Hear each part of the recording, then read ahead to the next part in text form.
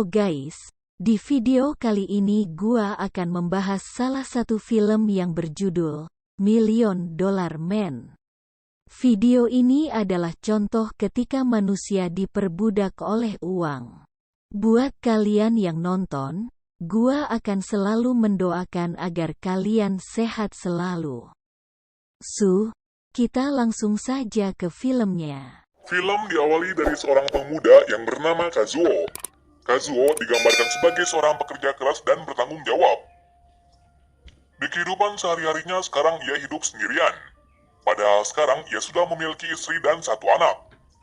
Namun Kazuo tidak bisa tinggal dengan mereka. Lantaran ia memiliki hutang sebesar 30 juta yen. Jadi untuk itu ia harus hidup sendiri sampai bisa melunasi hutang tersebut. Pekerjaan paruh waktu Kazuo sangat banyak. Mulai dari menjaga perpustakaan dan banyak kerja serabutan lainnya. Jadi tujuan dari Kazuo saat ini hanyalah mencari uang agar bisa membayar hutang tersebut. Jadi bisa dilihat, kalau menurut Kazuo, uang bisa membahagiakan keluarga dan istrinya. Maka dari itu, ia bekerja keras setiap hari untuk mencari pundi-pundi rupiah. Di suatu hari keberuntungan menghampirinya, di mana ia memenangkan lotre sebesar 300 juta yen. Hal tersebut membuatnya terkejut dan bimbang. Kenapa demikian? Karena ia tidak tahu bagaimana cara menghabiskan uang tersebut. Bahkan ia berpikir untuk menggunakan uang tersebut secara bijak. Maksudnya di sini, ia tidak ingin menghambur-hamburkan uang tersebut untuk hal yang tidak berguna. Jadi ia memutuskan untuk meminta saran kepada teman kuliahnya dahulu. Temannya tersebut bernama Sukumo. Lantaran Sukumo pintar dalam menggunakan uang. Apalagi dulu ia adalah CEO dari sebuah aplikasi online shop yang cukup terkemuka. Namun untuk saat ini perusahaan tersebut telah terjual karena alasan tertentu. Tanpa curiga, Kazuo pun akhirnya mengadakan pesta dan bersenang-senang dalam acara yang dibuatnya. Di saat itu pula ada seorang gadis yang bernama Akari tiba-tiba menghampirinya. Namun belum tentu apa maksud tersebut. Tapi yang pasti terlihat kalau Akari adalah orang asing. Kedatangannya ke pesta ini Akari hanya untuk makan dan mencari uang saja. Singkat cerita, pesta tersebut berjalan dengan mewahnya. Bahkan Kazuo juga ikut dalam kemeriahan tersebut. Tak terduganya lagi, Kazuo menghamburkan uang 1% itu di sana. Dan ternyata itu hanyalah alibi dari Sukumo. Yang mana saat Kazuo telah mabuk, ia membawa uang 300 juta dari Kazuo pergi. Di pagi harinya Kazuo baru tersadar. Saat itu ia terkejut karena rumahnya benar-benar sepi. Apalagi sekarang uangnya telah hilang. Mulai dari sini timbul dugaan kalau Sukumo yang mencurinya. Karena hanya ia dan Sukumo yang tahu letak dari uang tersebut. Hal itu membuat Kazuo frustasi dan sangat marah. Lantaran ia tidak percaya kalau temannya telah menipunya. Lalu ia pun menelpon Akari. Dan ia berharap kalau Akari mengetahui keberadaan dari Sukumo. Di saat menemuinya ternyata Akari memiliki kenalan dari Sukumo. Ternyata orang itu bernama Momose. Yang mana Momose adalah mitra kerja dari Sukumo dahulu. Mengetahuinya, Akira pun membawanya ke temannya itu. Sesampainya di sana diperlihatkan kalau Momose adalah seorang pengusaha dan pebisnis. Meski ia adalah seorang pengusaha, tapi Momose memiliki sifat yang buruk. Di mana ia suka menghambur-hamburkan uang yang ia punya untuk berjudi. Apalagi ia memiliki sifat yang egois. Bahkan di sini Momose tidak memberitahu keberadaan dari Sukumo secara gratis. Ia meminta Kazuo untuk bertaruh dalam perjudian kali ini. Dan nanti jika kalah, maka Kazuo harus berutang kepadanya 1 juta yen. Dan jika sebaliknya, maka ia akan mendapatkan 100 juta yen. Mau tidak mau Kazuo pun menerimanya. Padahal ia tidak tahu cara dan bagaimana bisa menebak kuda mana yang akan menang. Namun dengan santainya ia menyebutkan angka 7. Dengan alasan anaknya lahir pada tanggal 7. Maka dari itu ia memasang angka 7 pada pertaruhan kali ini. Tak disangkanya tiba-tiba kuda nomor 7 yang memenangkannya. Hal tersebut membuat Momose senang. Begitu pula dengan Kazuo. Namun Momose tidak memberitahukan keberadaan Sukumo sekarang. Tetapi Kazuo harus berjudi sekali lagi untuk memenangkannya. Tetapi di perjudian kedua nasib dari Kazuo buruk. Atas hal itu kemenangan pertamanya tadi adalah sia-sia. Pada akhirnya Momose memberitahu kalau ia tidak tahu Sukumo pergi kemana. Namun ia memiliki kenalan lagi. Ia bernama Senju. Bisa jadi Senju mengetahui keberadaan dari Tsukumo. Setelahnya Kazuo dan Akari pulang. Di saat perjalanan pulang, Akira menanyakan bagaimana bisa Kazuo percaya kepada Tsukumo, padahal ia sudah tidak ketemu selama 10 tahun. Kazuo menjelaskan kalau Tsukumo adalah sahabat sejatinya, yang mana dulunya ia dan Tsukumo adalah teman semasa di kuliah. Bahkan ia juga gabung di sebuah klub yang bernama Rakugo. Di klub tersebut pertemanan dekat mereka mulai terjalin. Bahkan mereka tidak pernah menyembunyikan rahasia masing-masing. Jadi terlihat kalau mereka berdua benar-benar saling percaya. Bahkan sampai saat ini Kazuo masih tidak percaya kalau Tsukumo telah menipunya. Di suatu hari ia menemui Senju.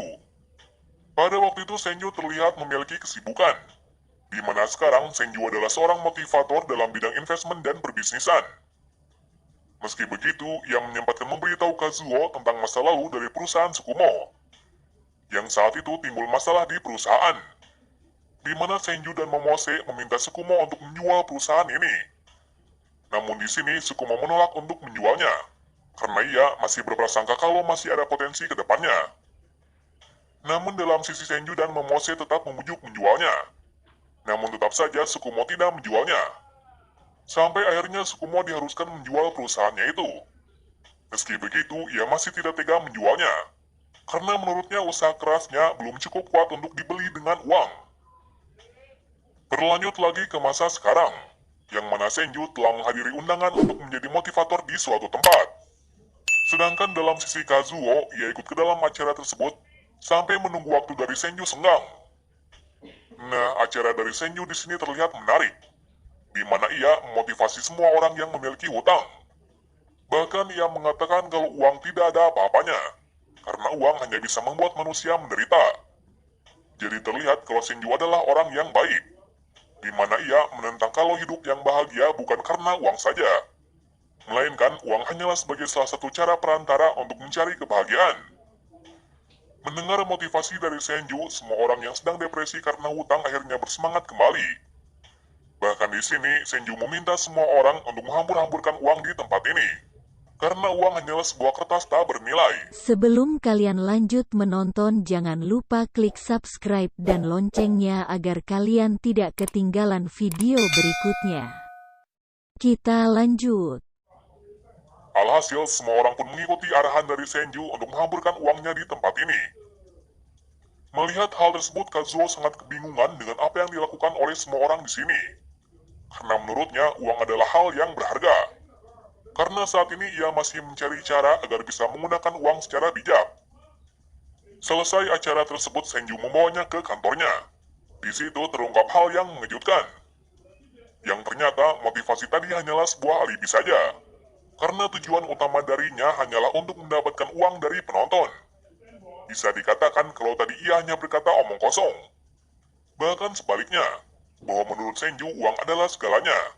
Karena dengan uang dirinya bisa membeli kebahagiaan. Kazuo yang mendengar kebenaran pun diam tak berkata-kata, karena perkataan dari Senju benar adanya. Namun ia menentang cara dari Senju, karena yang Senju gunakan adalah pembodohan. Jadi pertemuan dengan Senju tidak mendapatkan apa-apa.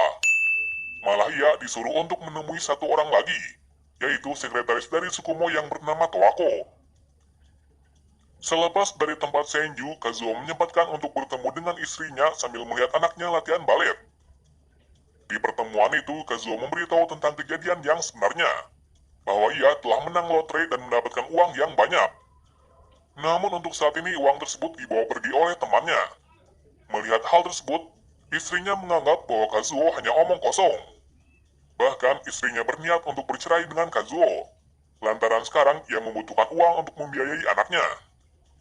Padahal sebenarnya ia sangat mencintai Kazuo, namun Kazuo malah mementingkan hutang ketimbang hidup bersama dengan anaknya. Jadi aslinya mereka masih mencintai, tapi terhalang dengan ekonomi sendiri-sendiri. Jadi hal itu adalah solusi terbaik untuk bercerai.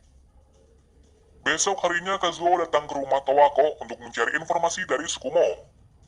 Saat di sana terungkap kalau Towako dulu juga mendapat santunan dari penjualan perusahaan, yang mana ia mendapatkan 1 miliar yen. Namun saat ini ia tidak menggunakan uang tersebut, karena menurutnya sekarang uang itu tidak membuatnya bahagia, bahwa dulu ia melakukan hal yang salah. Apalagi dulu ia membuat sebuah fitur perdagangan manusia.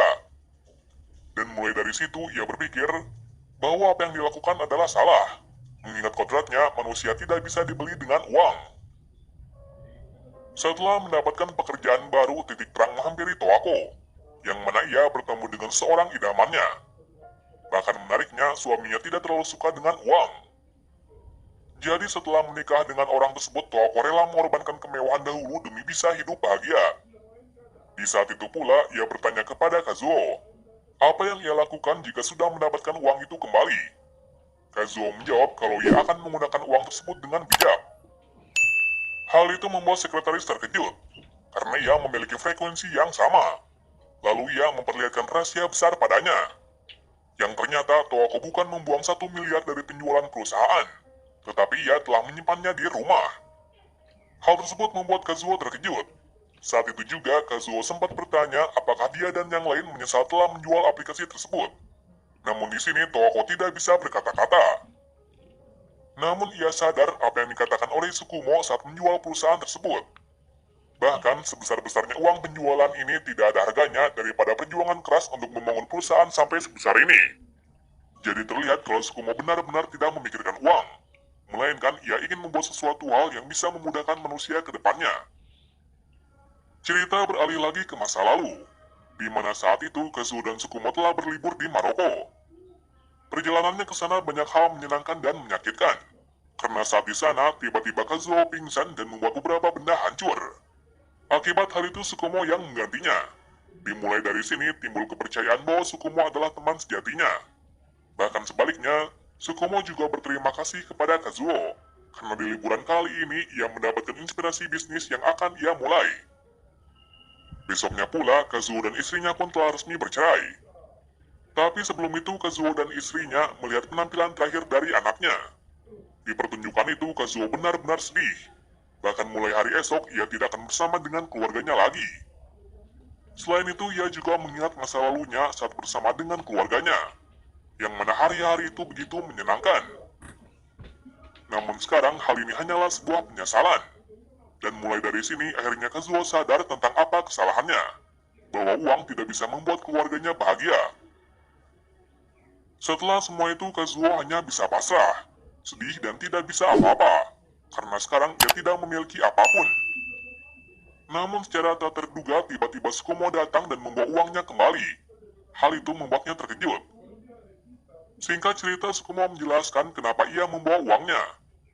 Ia membawa uangnya agar Kazuo tidak memiliki nasib yang sama dengan dirinya.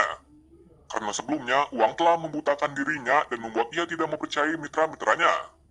Oleh sebab itu juga, karir sebagai pebisnisnya telah hancur. Mendengar penjelasan itu, Kazuo pun senang, karena ternyata Tsukumo adalah teman sejatinya. Dalam sisi Kazuo, ia sangat berterima kasih kepada Tsukumo, karena berkat dirinya, ia tahu bahwa uang adalah hal yang sangat mengerikan dan membahagiakan. Karena jika tidak bisa mengendalikannya, maka uang tersebut yang akan mengendalikan dirinya. Di saat yang sama pula, akhirnya Tsukumo menemukan 1% jawaban yang belum diketahui tentang arti sebuah uang. Dan akhirnya ia bisa mengetahui dengan kisah dari Kazuo, bahwa uang itu lebih bernilai jika digunakan untuk hal yang berharga, meskipun itu nilainya hanya sedikit. Dari situ kita mendapatkan pesan yang sangat berarti, bahwa uang bukanlah segalanya, melainkan uang adalah salah satu cara perantara untuk kebahagiaan saja. Film ini diakhiri dari ending yang bahagia dan sedih. Meskipun tidak bersama dengan keluarganya, Kazuo tetap membiayai mereka. Bahkan ia memberikan hadiah sepeda yang diinginkan oleh anaknya dari dulu. Jadi sekarang Kazuo tahu cara untuk menggunakan uang tersebut, yaitu untuk membuat anak dan istrinya bahagia. Nah, itu adalah alur cerita dari $1 Million Man. Film ini sangatlah bagus dan memiliki alur cerita yang tak terduga. Dan yang pastinya amanat dari film ini sangat bagus, yaitu untuk menggunakan uang dengan bijak.